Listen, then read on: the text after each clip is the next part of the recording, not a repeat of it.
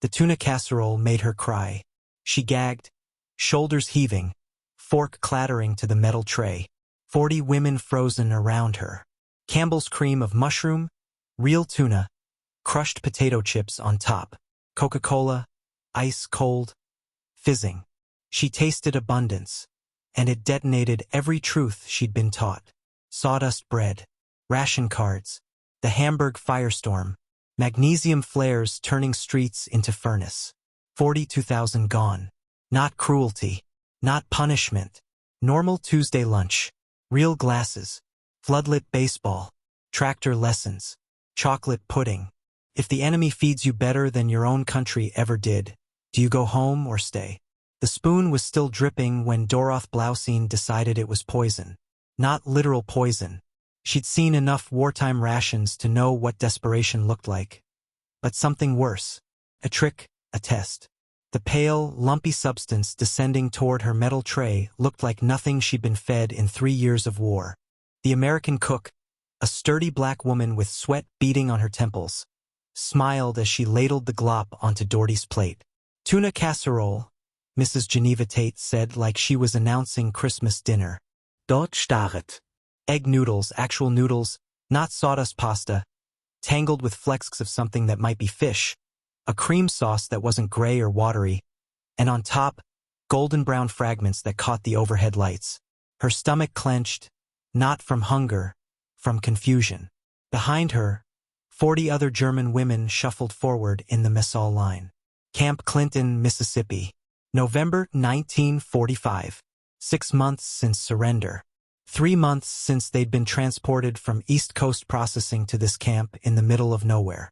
The building smelled like hot grease and coffee. Real coffee, not acorn substitute. The scent alone made Dorothy's eyes water. She took her tray to a table near the back, sat down, picked up the fork with fingers that had stopped shaking weeks ago, but suddenly felt unsteady again. Across from her, Liesl Krantz prodded her own portion with suspicion. "What is it?" she said. "Tuna." Dora's voice was barely audible. "Tuna." Liesl repeated the word like a curse. "I haven't seen fish since occupied France, 1943. The woman next to them, Hilde Deer, squinted at her plate. She'd been squinting at everything since her glasses shattered 2 years ago. "Maybe it's for the guards. Maybe they gave us the wrong just eat it," someone else muttered before they realized the mistake. That word lodged in Dort's chest. Mistake. Yes, that had to be it. She lifted the fork. The casserole was still steaming. One bite just to know. The first taste detonated in her mouth. Cream of mushroom soup. She'd never even seen canned soup. Didn't know it existed. Real tuna. Chunks of actual fish with fat that coated her tongue. And those golden fragments. Potato chips crushed on top like garnish, salty and crunchy and completely insane. The richness was a physical assault. Her throat tried to close. Her stomach, shrunken from years of thin soup and black bread, revolted. She gagged, grabbed her napkin, spit the mouthful into the cloth before she could stop herself, and then the tears came.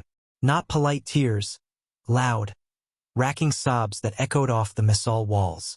Her shoulders shook, the fork clattered against her tray. She couldn't breathe, couldn't think, couldn't process what she just tasted. That single bite contained more protein and fat than her entire Hitler Youth ration book from 1944. More calories than a week of Kriegsmarine meals during the final collapse. The Messal went silent. 40 women froze mid-bite. Forks hung in the air. Someone dropped a cup. Mrs. Geneva Tate stopped serving. She looked at Dorothy with genuine concern, ladle still in hand. "Baby, what's wrong? You allergic to something?" An MP, young, maybe 22, stepped forward. "Ma'am, is the food bad? Should we?" Dora couldn't answer. Couldn't explain that she was crying because this wasn't bad. Because she'd been prepared for cruelty, for vengeance, for the treatment PS deserved. She'd volunteered for the Kriegsmarine, believing she was fighting animals who would destroy civilization. She'd spent 6 months waiting for the Americans to prove the propaganda right. Instead, they'd given her tuna casserole with potato chips on top on a Tuesday. Strange thing to break someone's worldview, isn't it? A simple casserole that most Americans wouldn't think twice about. Makes you wonder what else we take for granted every day. Mrs. Tate looked at the MP and then back at Dort's shaking shoulders. I don't understand. It's just lunch. Maybe she's homesick. The MP offered quietly. Lissel reached across the table, touched Dort's wrist. Breathe, she whispered in German. They're watching. But Dora couldn't stop. The tears kept coming. Because homesick wasn't the word. Because home was rubble and ration cards and everyone looking the other way when neighbors disappeared. Home was where they'd taught her to hate people who were now feeding her better than her own government ever had. She pressed the napkin to her face, tasted salt and shame and cream of mushroom soup. Mrs. Tate sat down her ladle, walked around the serving line, stood beside Dorothy's table with her hands on her hips, not angry, but genuinely confused. Honey, if you don't like tuna, I got some beef stew in the back. Or there's macaroni and cheese. You want me to get you something else? The offer made it worse. Dort sobbet harder. Is she sick? Mrs. Tate asked Liesel. Liesel, who'd navigated Luftwaffe logistics through 3 years of war, who'd watched the Reich collapse from a supply depot in France, looked at the American cook and didn't know how to explain. How do you tell someone that their cheap Tuesday lunch was undoing everything you'd been taught to believe? She's fine, Lissel said in broken English. Just surprise. Surprise. Mrs. Tate looked at the casserole like it might have personally offended someone. It's tuna casserole. I've been making this since 1939. It ain't fancy. That was the problem. It wasn't fancy. It was normal, standard. What Americans fed prisoners without a second thought. The cognitive dissonance was a knife. Across the mess hall, other German women were taking their first bites. Some chewed slowly, eyes wide. Some ate faster, like the food might disappear if they didn't claim it immediately. One woman scraped her plate clean in under a minute, then stared at the empty metal like she'd committed a crime. Hilda squinted at her fork. There's real butter in this. I can taste it. And milk? Someone else whispered. Fresh milk in the sauce. Mrs. Tate was still standing there waiting for an explanation that made sense. The MP shifted his weight, uncomfortable. Behind them, the kitchen staff had stopped working to watch the strange scene of a German pea crying over perfectly ordinary food. Dorothy finally lifted her head. Her face was blotchy, napkin-soaked. She looked at Mrs. Tate and tried to find words in English. Gave up, spoke in German to Liesel. Liesel translated haltingly. She says she thought it was mistake that you gave us wrong food. Food for not prisoners. Mrs. Tate's expression shifted. Understanding arrived slowly. Then all at once, her mouth opened slightly. A pause. Oh, honey. She pulled out a chair, sat down at the table with the German PS like it was the most natural thing in the world. The MP started to object. Fraternization protocols, but Mrs. Tate waved him off. Listen, she said, speaking slowly so they might understand. This is what we eat. Regular food. Tuesday food. You're prisoners? Yeah, but the Geneva Convention says we got to feed you same as our own soldiers. And our soldiers get tuna casserole. She tapped the table for emphasis. You ain't getting special treatment. You're getting normal treatment. Dorothy understood maybe half the words, but she understood the tone, the casual certainty. This woman genuinely didn't comprehend why casserole would make someone cry. Mrs. Tate stood up, brushed off her apron. You need seconds. You come back up. We got plenty. She returned to the serving line, still shaking her head, muttering something about poor babies and don't know what they've been through. The mess hall slowly returned to life. Forks resumed. Quiet conversations restarted. But something had shifted. Dora could feel it in the air. Every woman at every table was now hyper-aware of what she was eating, the weight of it, the implications. Liesel took a deliberate bite of her casserole, chewed thoughtfully, swallowed. It's good, she said quietly. That's the worst part. It's actually good. Dora looked at her plate. The casserole was cooling now, cream sauce forming a skin on top. She'd only had one bite. Her stomach was still churning, but not from nausea anymore. From something else, something like the first crack in a dam. She picked up her fork again, took a smaller bite this time, forced herself to chew, to taste, to acknowledge what was happening. Real food, normal food, Tuesday food. The Americans fed their enemies better than the Reich fed its soldiers. That truth was harder to swallow than the casserole, but she swallowed it anyway. The Coca-Cola was so cold it made Liesel's teeth ache. She held the sweating glass bottle like it might detonate. Condensation ran over her knuckles. The guard who'd handed it to her was already walking away, whistling some American tune she didn't recognize. Around her, 6 other German women on work detail stared at their own bottles with identical expressions of suspicion.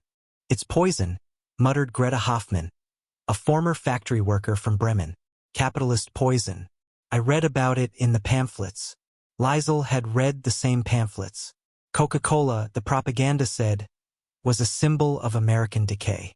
Brown sugar water designed to rot teeth and minds to make citizens docile and stupid. She'd seen the cartoons, grotesque caricatures of fat Americans guzzling the stuff while the world burned. The bottle was ice cold, actually cold. Not cellar cool or evening air chilled. Properly shockingly cold. She twisted off the cap. The hiss of carbonation was like nothing she'd heard since before the war. Air's drinks didn't fizz. They sat flat and chemical in your mouth, sweetened with saccharin that left a bitter aftertaste for hours. The sound was alive, angry, insistent. Liesel took a sip. The explosion of cold and sugar hit her system like a drug. Fizzing, sweet, so aggressively carbonated it almost burned. Real sugar, not beet juice, not saccharin. Not the mysterious brown sweetener that appeared in Wehrmacht rations in 1944 and made everyone's stomachs cramp. Actual cane sugar. She couldn't stop herself. The second gulp came faster. Then a third. The liquid was so cold it hurt her chest. But she kept drinking. 30 seconds later, the bottle was empty. She stood there gasping, throat aching from the temperature, fingers sticky with condensed sugar water. "This for prisoners," she managed in broken English. The guard turned back, grinning. "It's a nickel. You want another?" A nickel, 5 cents. Less than what a loaf of bread cost. This miracle of refrigeration and carbonation and pure sweetness cost less than bread. Greta was drinking hers now, too, more slowly, her eyes wide. The other women followed. Someone laughed. An unfamiliar sound in the workyard. Someone else burped loudly and clapped a hand over her mouth in embarrassment. Liesel looked down at the empty bottle in her hand. Through the glass, she could see the farm road warping and bending. The November sunlight caught the liquid residue at the bottom, making it glow amber. That night she couldn't sleep. The barracks were quiet except for the usual sounds. Women shifting on thin mattresses. Someone crying softly in the corner. The guard's footsteps on gravel outside. Liesel lay on her bunk staring at the ceiling planks. Her mind still buzzing from the sugar and the cold. At midnight she gave up. She pulled on her boots and walked to the fence. The perimeter was well lit, barbed wire gleaming under electric lights. Beyond it, maybe 200 yards distant, was the American base. The real base where the soldiers who weren't guarding prisoners lived their actual lives. They were playing baseball under floodlights so bright they turned midnight into noon. Men in white uniforms ran and threw and caught. The crack of the bat carried across the empty ground. Someone was laughing. Someone else was shouting good-natured insults. A radio played somewhere, adding music to the scene. Floodlights for a game. Liesel's hands gripped the fence wire until her knuckles went white. She'd seen floodlights once before. June 1943. Hamburg. The RAF bombers had dropped them first. Brilliant magnesium flares that hung in the sky like miniature suns, turning the night to day so the bombarders could see their targets clearly. She'd watched from a rooftop shelter as her neighborhood was illuminated in harsh white light.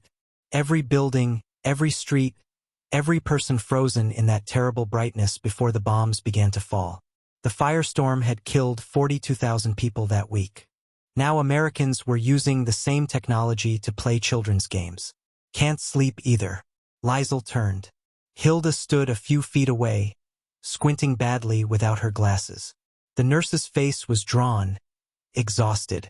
She'd been having nightmares since the field hospital in France, thrashing and crying out about amputations and morphine shortages. They're playing baseball, Lissel said. Her voice sounded hollow.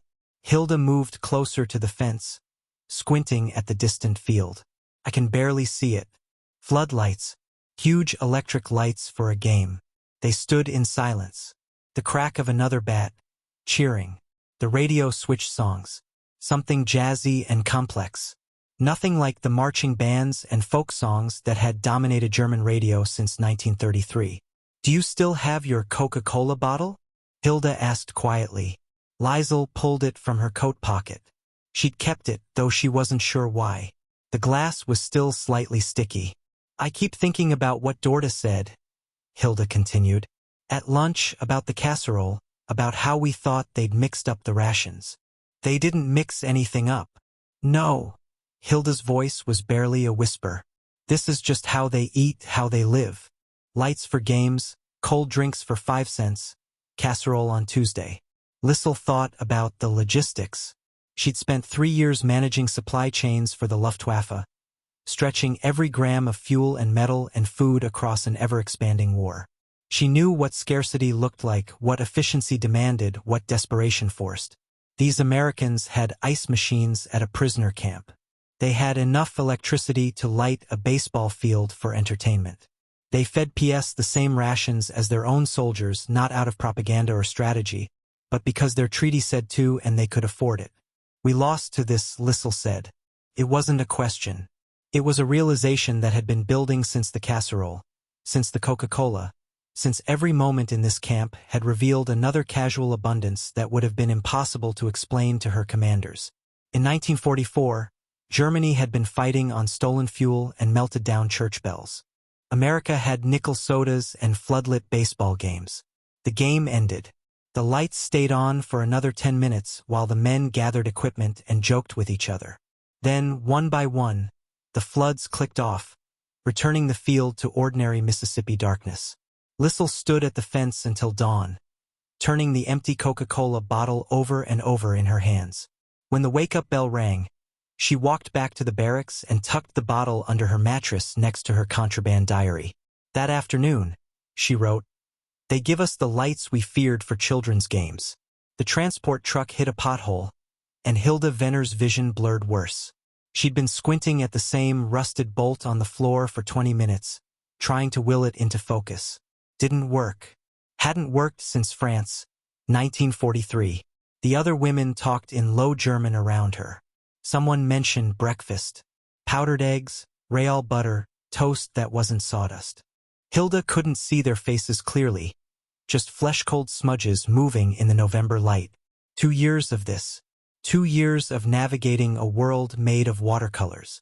The truck stopped at the camp medical building. Routine check, they'd been told.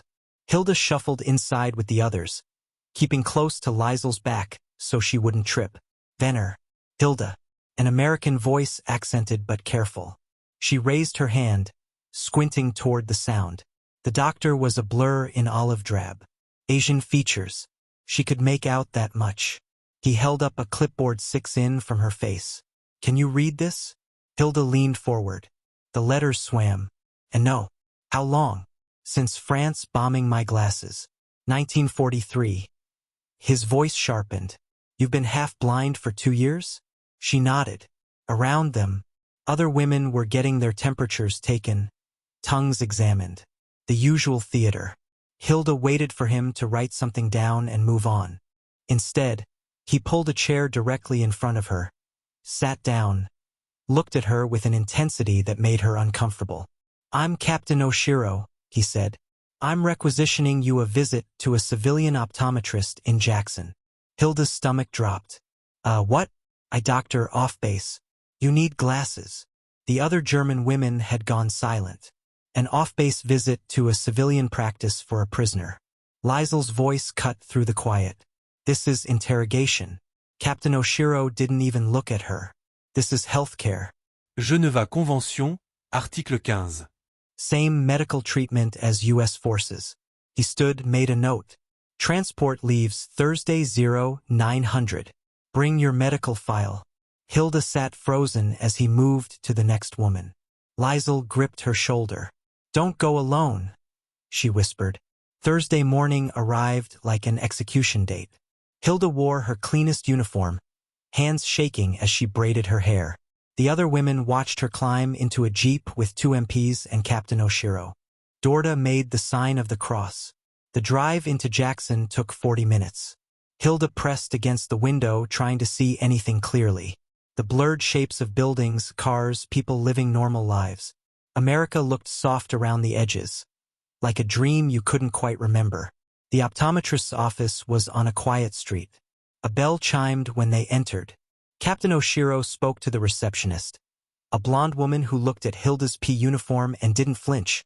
Dr. Morrison is ready for her. The examination room smelled like antiseptic and new leather. Hilda was guided to a chair that reclined, cushioned, no duct tape or springs poking through. Dr. Morrison was an older man with kind hands and a white coat so clean it hurt to look at. "Let's see what we're working with," he said. The equipment was incomprehensible. A massive device swung toward her face, lenses clicking into place, letters appearing on a wall chart. "Read the top line." Hilda squinted. "I cannot." "That's the big E," Dr. Morrison said gently. "Don't worry. We'll fix this. Fix this." As if broken vision was just another problem with a solution. He worked methodically, switching lenses, asking questions. "Better or worse?" Click. "This one or this one?" Click. The world began to sharpen. The letters on the chart emerged from fog. EFP Hilda's breath caught. "There we go." Dr. Morrison smiled. "Strong prescription, but nothing we can't handle." He led her to a wall display, 50 pairs of glasses arranged like jewelry. Tortoiseshell, wire-rimmed, cat-eye shapes she'd never seen. Colors, choices. Pick any frames you like. Hilda stared. In the Vect, you got what you were issued. If you were lucky, if supplies hadn't been diverted to the Eastern Front. Her hand trembled as she pointed to simple wire frames. Practical, invisible. "Good choice." Dr. Morrison measured her face, made notes. "These will be ready in about an hour. Want to wait or come back?" Captain Oshiro checked his watch. "We'll wait." They sat in the lobby. The receptionist offered coffee. Real coffee, not ersatz. Hilda held the cup with both hands, afraid to drink it, afraid it would disappear. When Dr. Morrison returned, he held a small case. "Try these on." Hilda opened it. The glasses were delicate, precisely made. She lifted them to her face with shaking hands. The world detonated into focus. She could see the individual. Threads in Dr. Morrison's coat. The grain in the wooden desk. Captain Oshiro's face. Not a blur, but a person, young, maybe 30, with eyes that had seen things too. The eye chart on the wall was sharp enough to cut. EFPTOZ. She could read every line. Hilda's vision swam, but this time with tears. "How's that?" Dr. Morrison asked. She couldn't speak, just nodded, hands covering her mouth. "No charge," he told Captain Oshiro. "Army's handling it." In the jeep heading back, Hilda stared at everything. Trees had individual leaves. People had faces. The sky was blue, not pale gray. She'd forgotten the world had edges. That night she walked straight to the chapel barracks and sat in the front pew. Didn't pray, couldn't, just sat in the silence, seeing the wood grain in the benches, the dust mows in the lamplight, her own hands resting in her lap. 6 hours passed. When she finally stood, her legs were stiff. She found Captain Oshiro making rounds in the medical building, updating files. "Captain," he looked up, saw her wearing the glasses, nodded. "They fit." "Okay. Why?" The word came out raw. He sat down his pen. "I already told you." Geneva Convention. "No." Hilda stepped closer. "We were enemies. 6 months ago, I was treating soldiers who killed your people. We were told you would rape us, send us to Siberia, make us disappear." Her voice cracked. "Why would you give me my eyes back?" Captain Oshiro was quiet for a long moment. When he spoke, his voice carried an edge she recognized. The sound of someone who'd learned not to expect fairness. "Geneva Convention says you get the same medical care as U.S. forces. That's the rule." He paused. "Also, you're a nurse. You should see that is not an answer." "Yeah." "Well," he gave a short, bitter laugh. We get told things too about what the enemy looks like, what they deserve. He met her eyes. Funny thing about eyes, they work the same in everyone. German, Japanese, American. Doesn't matter. You need to see, I fix it. That's the job. Hilda touched the frames gently. Through them, she could see his name tape clearly. Oshiro could see the 422nd patch on his shoulder. The unit of Japanese Americans who'd fought in Europe while their families were in camps. Your family? She asked quietly. Manzanar, California? His jaw tightened. Got out last year. The weight of it settled between them. He'd been healing the children of the regime that allied with the country that bombed Pearl Harbor. Healing them while his own people were imprisoned. And he'd done it anyway. Hilda's throat closed. I do not know how to don't. He picked up his pen. Just be a good nurse when you get home. That's enough. She nodded, unable to speak, and left. Outside, Liesel was waiting by the barracks. She looked at Hilda's face, really looked for the first time Hilda could see clearly, and smiled. You can see me now. Yes. Hilda's voice broke. I can see everything.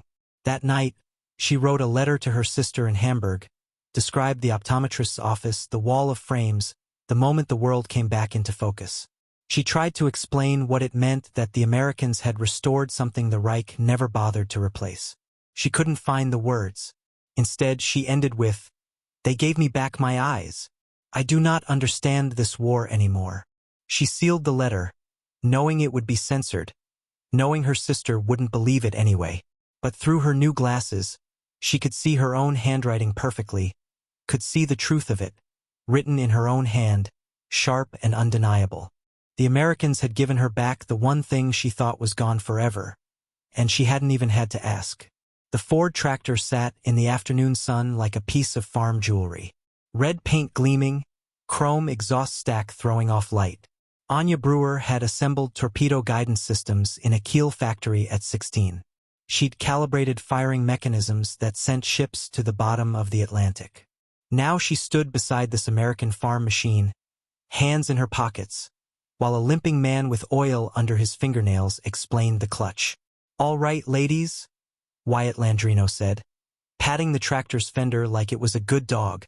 His St. draw stretched words into shapes German fanatics couldn't accommodate. "First lesson is the clutch. It ain't a tank." 3 other German PS stood behind Anna. Margarita, Frida, and Ilse from the camp work detail. An MP sat under a magnolia tree 50 yards away, reading a Western novel, rifle propped against the trunk. This was the Agricultural Labor Exchange Program. Sing cotton, driving equipment, earning 30 cents a day in camp script. From the barn radio came a sound that stopped Anya cold. A pedal steel guitar crying in a way no German instrument ever had. The notes bent and wept, sliding between pitches like homesickness made audible. A man's voice joined, nasal, heartbroken, utterly foreign. "What is this?" Anna asked. Wyatt grinned. "Hank Williams. I'm so lonesome I could cry. You like country music?" She had no idea what country music was, but the steel guitar wrapped around her chest and squeezed. Wyatt climbed onto the tractor. "Watch the footwork. Clutch in, shift to first, clutch out slow while you give it throttle. You jerk it, you'll kill the engine or throw yourself off. Try it." Anna stepped up. The metal seat still held Wyatt's warmth. Her hands found the wheel, smaller than a U-boat valve wheel, smoother. She pressed the clutch. The resistance felt civilized, engineered for comfort rather than military tolerance. She turned the key. The engine coughed to life with a deep agricultural rumble, completely different from the high whine of electric motors in the torpedo workshop.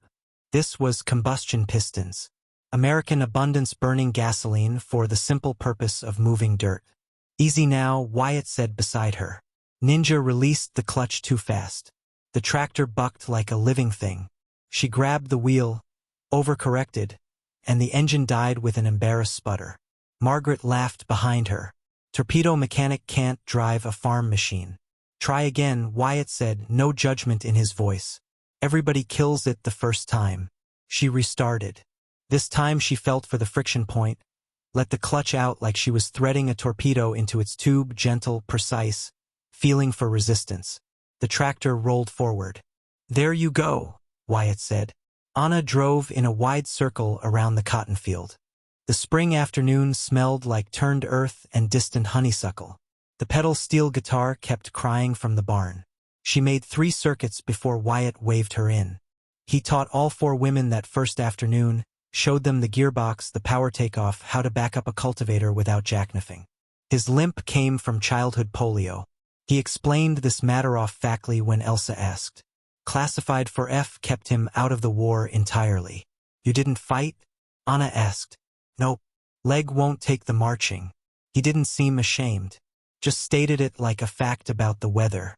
The concept of a fighting-age man who didn't go to war and felt no shame was so alien Anna couldn't process it. At noon, Wyatt brought out lunch his mother had packed. Fried chicken, cold but still good. Biscuits that tasted like butter and salt. Sweet tea in mason jars, so sugary it made Anya's teeth ache. The German women ate like they were still expecting someone to snatch the food away. Wyatt turned up the barn radio. More Hank Williams, then Ernest Tubb, his voice even more nasal, singing about walking the floor over someone. "What are the words?" Anna asked. Wyatt translated haltingly.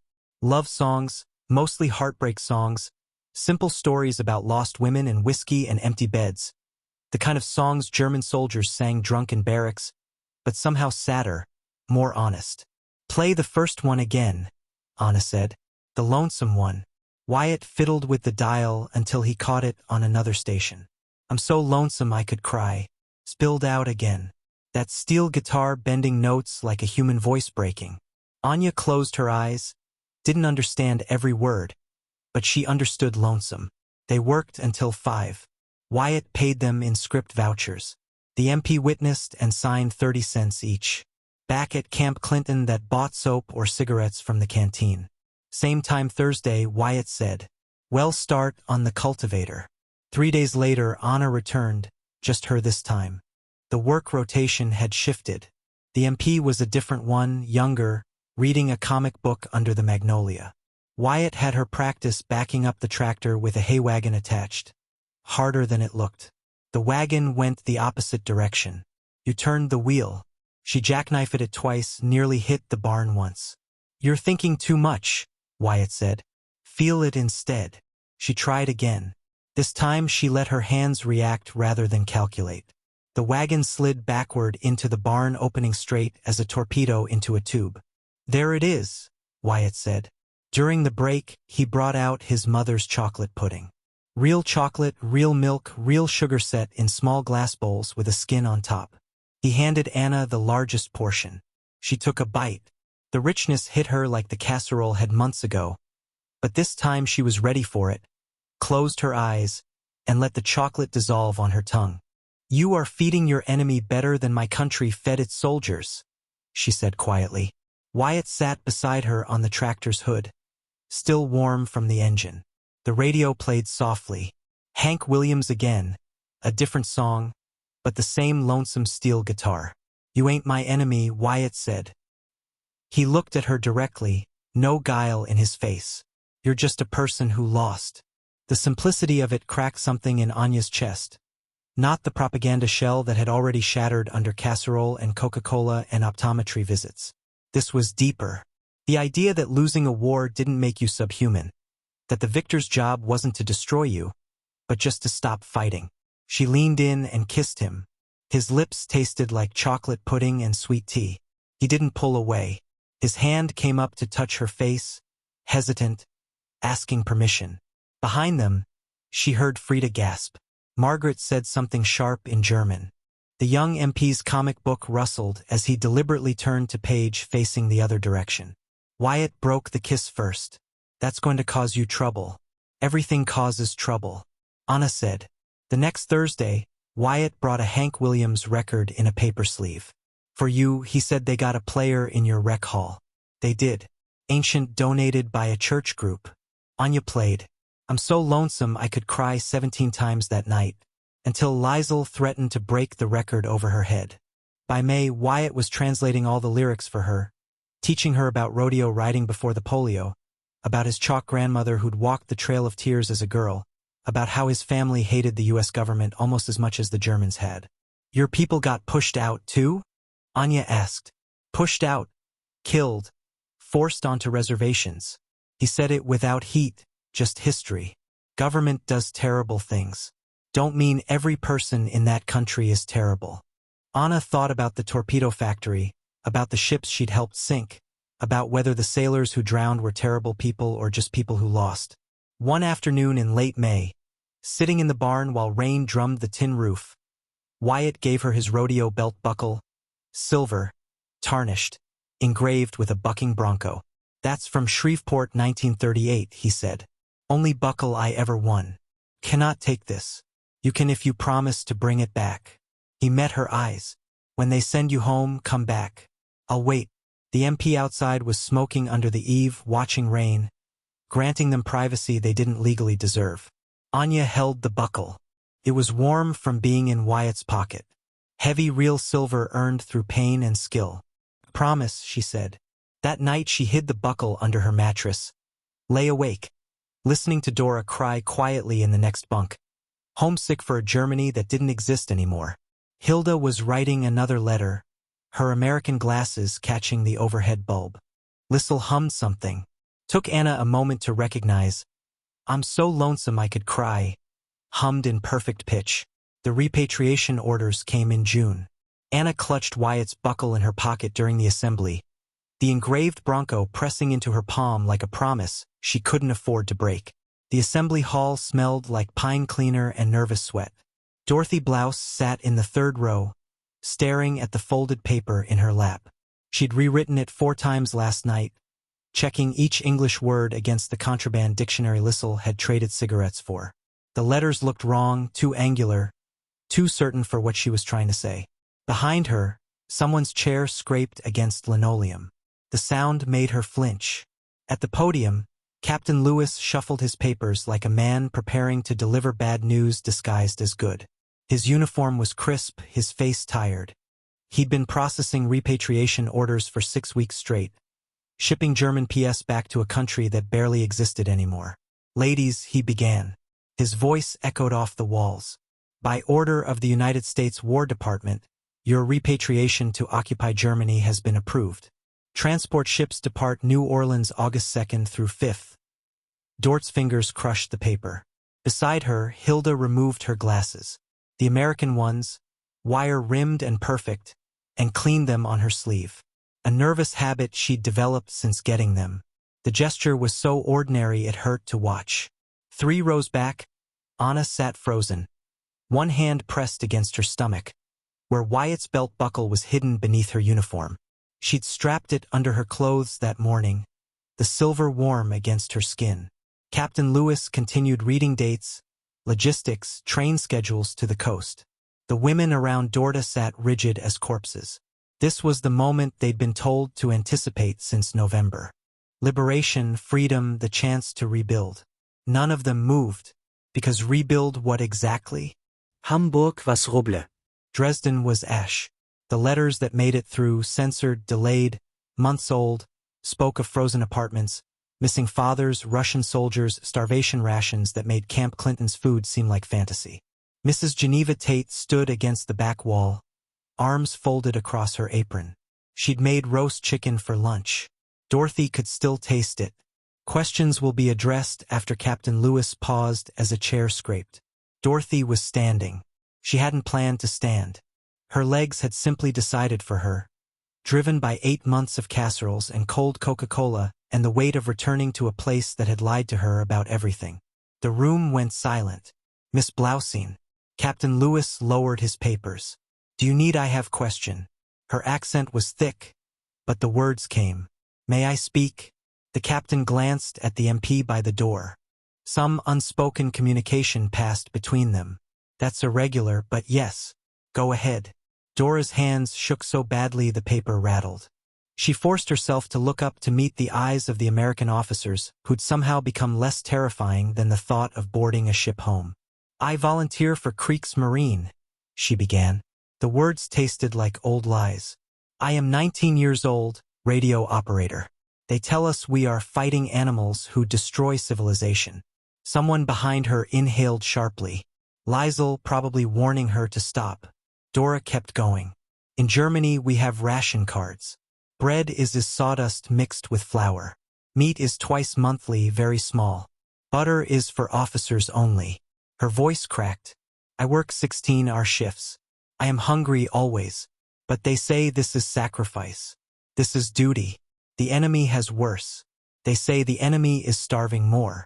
Captain Lewis's expression didn't change, but his grip on the podium tightened. Then I come here. Dorothy's throat closed. She forced air through it. Mrs. Tate, she gestured toward the back. The cook straightened slightly. She gives me casserole. Tuna cream. Real potatoes. She says that's Tuesday lunch. Not special. Not reward, just Tuesday. Tears came. Hot and shameful and impossible to stop. I think she makes mistake. I think this is for American soldiers, not prisoners. Because my country never feeds its soldiers this good. Never. The paper fell from her hands. Then Hilda gets glasses. Free civilian doctor. And Liesel gets Coca-Cola for 5 cents. And Anya, she turned, found Anna in the crowd. Her friend's eyes were wide, terrified. Anya falls in love with farmer who teaches her to drive tractor and gives her chocolate pudding his mother makes, and nobody punishes her. Nobody sends her to punishment barracks. American NPCs, and turns away. Mrs. Tate wiped her eyes with her apron corner. I do not know how to return to Germany, Dora said, her voice breaking completely, and explained that enemy treated us better than our own officers, that the people we bombed and shot gave us back our eyes and let us fall in love and fed us until we cried because we forgot food could taste like food. She looked directly at Captain Lewis. I do not want to go back. The words hung in the air like smoke for 5 seconds. Nobody breathed. Then Hilda stood. She didn't say anything. Just stood there, glasses catching the light. Her hand raised like a student asking permission. Captain Lewis stared. Nurse Venner, I also do not want to go back, Hilda said quietly. Another chair scraped. Marguerite from the farm detail, the one who'd nearly been crushed by a tractor wheel until Wyatt pulled her clear. She stood. Then Frida. Then Elsa. Then Liesel, who'd buried a Coca-Cola bottle under her mattress like a religious relic. 17 women in total, standing in a Mississippi assembly hall, choosing exile over home because kindness had shattered their certainty more thoroughly than bombs ever could. Captain Lewis set down his papers. He looked genuinely lost. This is I'll need to contact the State Department. There are visa processes, sponsorship requirements, labor contracts. He ran a hand over his face. You understand that Germany needs you? Your country needs rebuilding. My country built camps, Liesel said flatly. It built ovens. It sent my brother to die in Russia for Lebensraum we did not need. I think my country can rebuild without me. An American officer in the back row made a note, probably flagging Liesel for additional interrogation. She didn't care. None of them did anymore. Mrs. Tate walked down the center aisle, her shoes clicking on linoleum. She stopped in front of Dora, looked her up and down, then pulled her into a hug that smelled like flour and bacon grease. Baby, she said softly, you've been crying over tuna casserole for 8 months. I make that with Campbell's soup from a can. Costs 38 cents to feed 12 people. Dora sobbed into her shoulder. If you're staying, Mrs. Tate continued, I'm teaching you to make cornbread. Can't have you thinking American food is all fancy. Someone laughed. The sound was startling in its normalcy. Captain Lewis cleared his throat. The rest of you, those returning to Germany, transport schedules remain unchanged. Those applying for delayed repatriation, report to processing room C tomorrow at 0800. Bring documentation of any family in the U.S., employment prospects or sponsorship possibilities. He paused, looking at the 17 standing women. I'll be honest, I don't know if this will work. Immigration is backed up for years. Labor permits are restricted. You might end up on that ship anyway. He softened slightly, but I'll file the paperwork. The assembly dissolved into chaos. Women asking questions, crying, arguing in rapid German. Anna pushed through the crowd toward Dorda.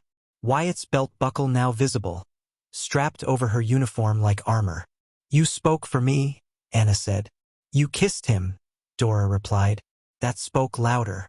They held each other while America, complicated, abundant, confusing America, tried to figure out what to do with the enemy soldiers who decided the enemy wasn't so terrible after all.